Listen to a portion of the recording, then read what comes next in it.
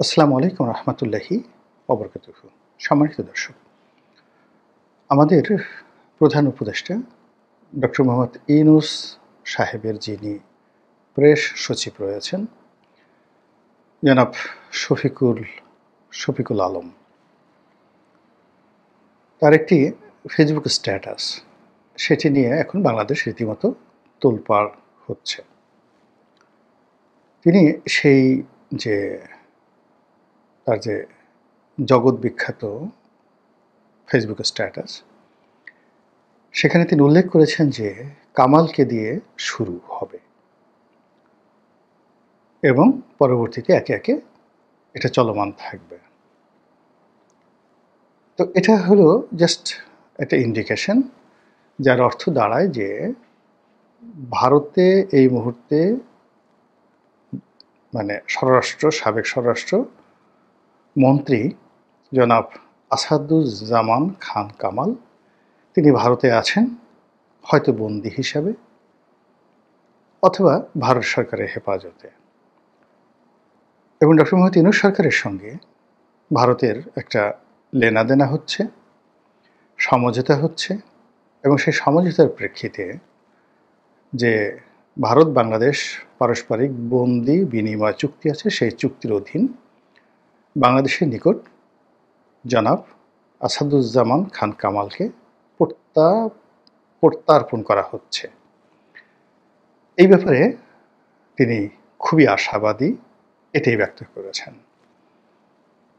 তো জনাব শফিকের এই যে ব্যক্তিগত ফেসবুক স্ট্যাটাস, এটি এখন দেশের সমস্ত পত্রপত্রিকার লিড নিউজ, এবং আমরা যারা খবরের দুর্ভিক্ষের মধ্যে আছি, আমরা যারা ইউটিউবে কন্টেন্ট তৈরি করে পেটের ভাত জোগাই বা মনের চাহিদা মেটাই অথবা ভিউ ব্যবসা করি, তারা মূলত জনাব শফিকুল আলম তার যে কোনো বক্তব্যকে, যে কোনো কথাকে আমরা মাথায় করে নাচি এবং এটিকে আমরা বেদ বাক্য হিসেবে মনে করি যে তিনি যেটা বলেছেন এটি উত্তম, এটাই সঠিক, এটাই সত্য এবং এটাই হবে। তাকে নিয়ে আওয়ামী লীগের যারা লোকজন বিদেশে আছেন, তারা নানা রকম নেতিবাচক কথা বলেন, তারপরে নানা রকম তার উপাধি আছে এবং তাকে দু চোখে দেখতে পারে না। কিন্তু আমার কেন জানি এই ভদ্রলোককে ভীষণ রকম ভালো লাগে। এর কারণ হলো তিনি আসলেই ভদ্রলোক। এই গত 14 মাস আগে আপনি যদি তার হিস্ট্রি নেন, দেখবেন যে ব্যক্তিগত আচরণ, শিক্ষা দীক্ষা থেকে শুরু করে সব জায়গাতেই তার একটা ভদ্রতার ছোঁয়া আছে। তার চেহারার মধ্যে একটি মধ্যবিত্ত পরিবারের ছাপ আছে এবং তার ছেলে মেয়েদের যে ছবি আমরা দেখেছি, সেখানেও নম্রতা, ভদ্রতা, বিনয় এটি প্রকাশিত হয়ে পড়েছে। কিন্তু ক্ষমতা লাভ করার সঙ্গে সঙ্গে তার ভিতরে একটা মারাত্মক বিবর্তন আমরা দেখতে পেয়েছি। সেটি হলো তিনি সর্ববিষয়ে বিশারদ হয়ে পড়েছেন এবং সর্বক্ষমতার অধিকারী হয়ে পড়েছেন। তিনি ফিজিক্স নিয়ে যেভাবে অনবদ্যভাবে কথা বলেন, কেমিস্ট্রিও তার নজরে বাদ যায় না। তিনি যেভাবে অঙ্ক নিয়ে কথা বলেন, জ্যামিতি নিয়ে তিনি রীতিমতো বিশ্ববিদ্যালয়ে থিসিস করার মতো অবস্থায় পৌঁছে গেছেন। ইতিহাসে তার পারঙ্গমতা অসাধারণ। আবার আইন বিজ্ঞান, যেটিকে বলা হয় জুরিসপ্রুডেন্স, সেখানেও তিনি কম যান না। আবার যদি আপনি ধর্মতত্ত্ব বলেন, থিওলজি, তিনি বাংলাদেশে যারা ধর্ম বিশারদ রয়েছেন, মোরলের সবার মুরব্বী হিসাবেই আবির্ভূত হয়েছেন এবং তার আচার আচরণে অনেকটা কিং মেকার হিসেবে একটা মানুষের যে একটা মানচিত্র থাকে, ওনাকে দেখলেই মনে হবে যে তিনি আসলে ক্ষমতাধর একজন কিং মেকার, রাজা বানানোর মেশিন, মন্ত্রী এমপি বানানোর মেশিন।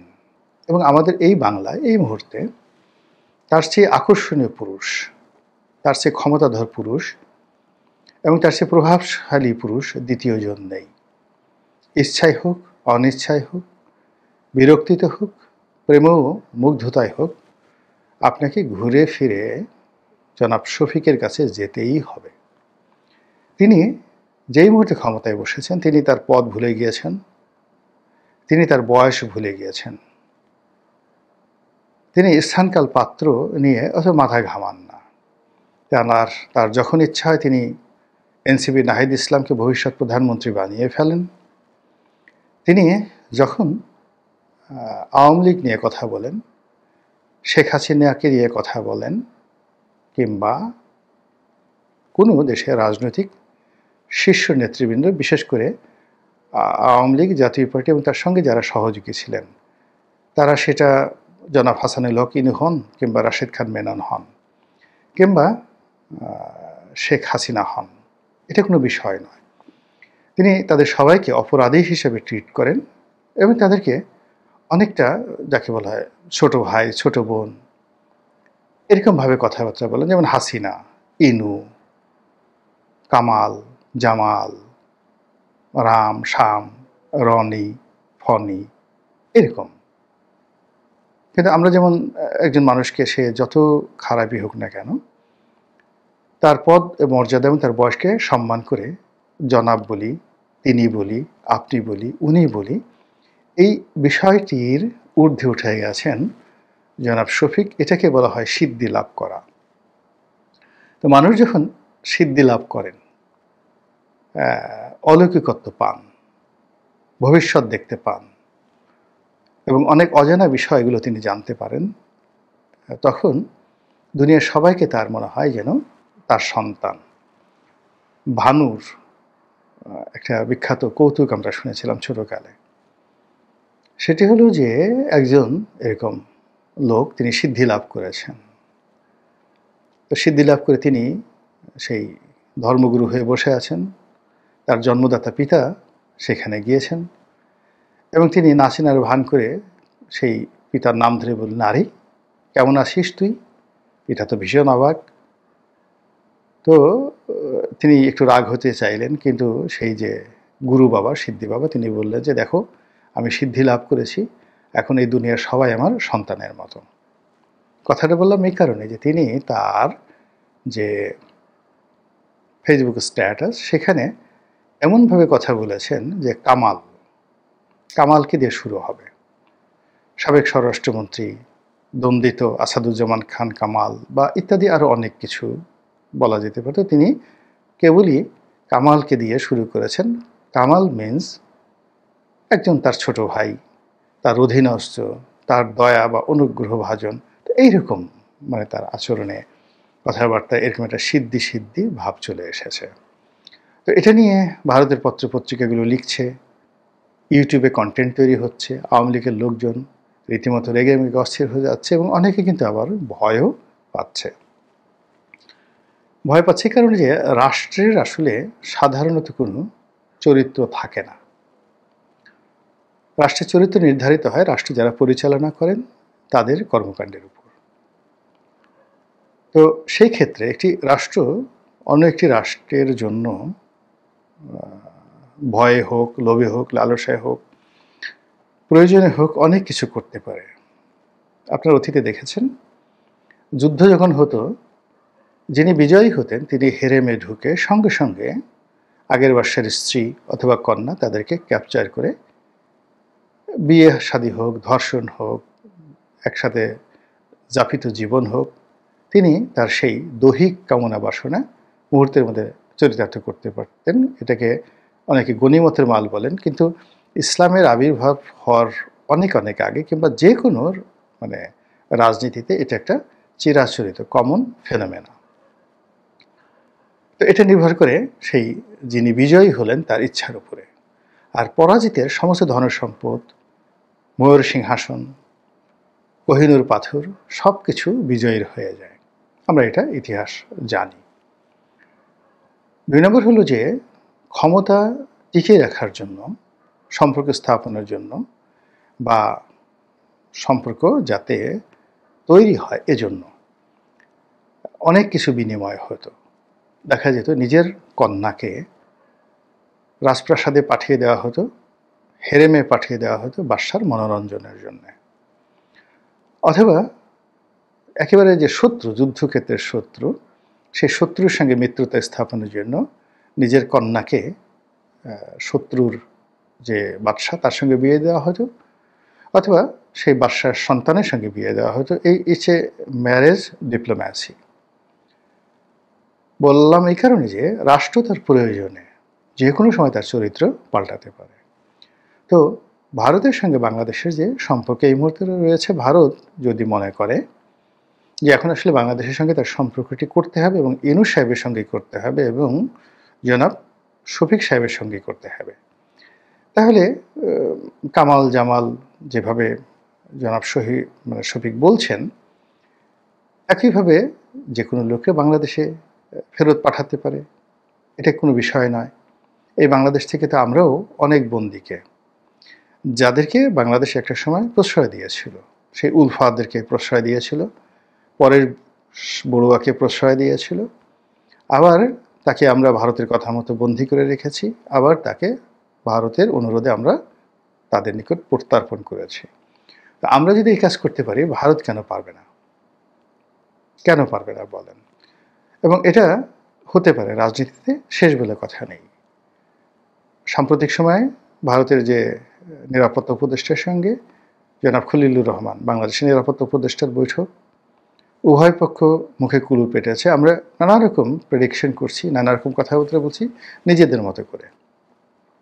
সরকারের প্রচার যন্ত্র, মানে ডক্টর মোহাম্মদ ইউনূস সাহেবের প্রচার যন্ত্র দুর্বল হওয়ার কারণে এই বৈঠক নিয়ে তারা কোনো বক্তব্য দিচ্ছেন না। কিন্তু আওয়ামী লীগের যারা লোকজন, তারা বলার চেষ্টা করছেন জনাব খলিলকে ডেকে নেওয়া হয়েছিল ধমক দেওয়ার জন্য, এটা বলার জন্য, ওটা বলার জন্য, কিন্তু সরকারের পক্ষ থেকে কিছু বলা হয়নি। কিন্তু ওখানে যদি নাটকীয় কিছু ঘটে থাকে, তাহলে আমি অবিশ্বাস করতে পারবো না এটা হয়।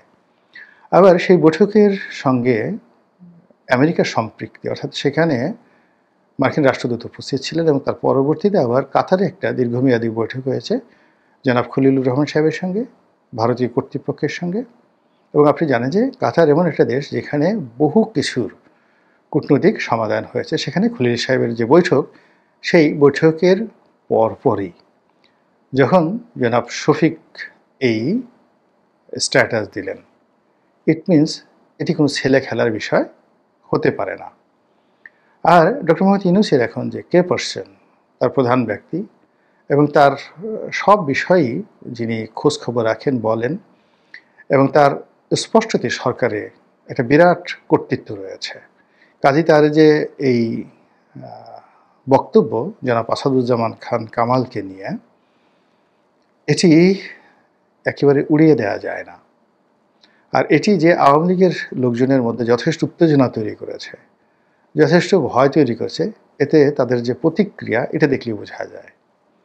এবং তারা যখন সান্ত্বনা খোঁজার চেষ্টা করছেন যে এটা হবে না, ভারত এটা করতে পারে না, ভারত এটা করবে না, কংগ্রেস, বিজেপি, মমতা ব্যানার্জি, তারা সবাই, সিপিএম, ভারতের কমিউনিস্ট পার্টি অফ ইন্ডিয়া, তো তারা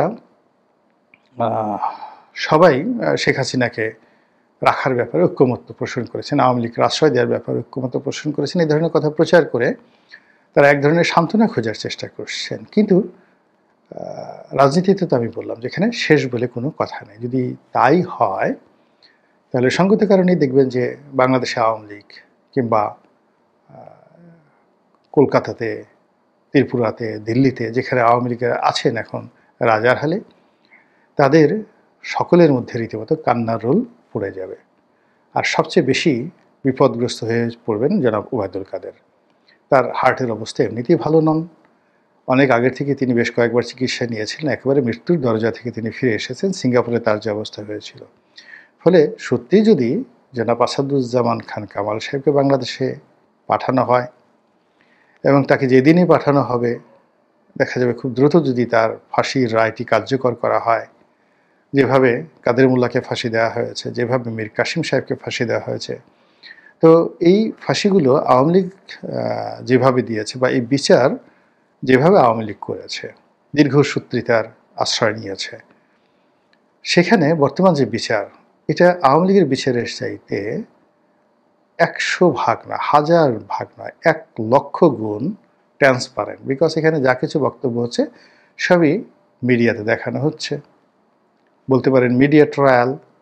এটা খুব দ্রুত গতিতে হচ্ছে, এত দ্রুত গতিতে হচ্ছে যেটা কল্পনাই করা যায় না। আর এই বিচারকে সমালোচনা করার মতো এই মুহূর্তে বাংলাদেশে কোনো শক্তি নাই, আন্তর্জাতিক অঙ্গনেও কোনো শক্তি নাই। জামাতের বিরুদ্ধে যখন বিচার করা হচ্ছিল তখন আন্তর্জাতিক অঙ্গন থেকে শুরু করে বহু রাষ্ট্র, পাকিস্তান, আমেরিকা, তুরস্ক থেকে শুরু করে আরও অনেক রাষ্ট্র সরাসরি এই বিষয়ে নাক গলিয়েছে। কিন্তু এখন যে আইসিটি বিচার হচ্ছে এই ব্যাপারে কোনো রাষ্ট্র সরাসরি নাক গলাচ্ছে না। 2-4টে এনজিও, আন্তর্জাতিক মানবাধিকার সংস্থা, তারা বক্তব্য দিচ্ছে মিনমিন করে। তো কাজেই এই যে আমরা যতই এই আইসিটি, বর্তমান আইসিটি, সেটাকে নিয়ে তুচ্ছ এবং তাচ্ছিল্য করছি, মনে হচ্ছে যে আগ্নেয়গিরির উপরে শুয়ে আপনি দ্বিধার চেয়ে চোখ বুজে ঘুমাচ্ছেন যে কখনো এখান থেকে অগ্নুৎপাত হবে না। কিন্তু ইতিমধ্যে মৃত্যুদণ্ড কিন্তু হয়ে গেছে। কাজেই যদি এখানে কাউকে হঠাৎ করে মানে শুলে চড়িয়ে দেওয়া হয়, ফাঁসিতে লটকিয়ে দেওয়া হয়, আর বিনিময়ে যদি বিলিয়ন বিলিয়ন ডলারের রাষ্ট্রীয় অর্থনীতির স্বার্থ থাকে এবং ব্যক্তিগত সফলতা ব্যর্থতার বিষয় থাকে, তাহলে রাষ্ট্রীয় শক্তি কেন এই নেগোসিয়েশন করবে না? কাজে আমি যে কথাগুলো বললাম ইতিবাচক নেতিবাচক না হয়ে জাস্ট একটা বিশ্লেষণ।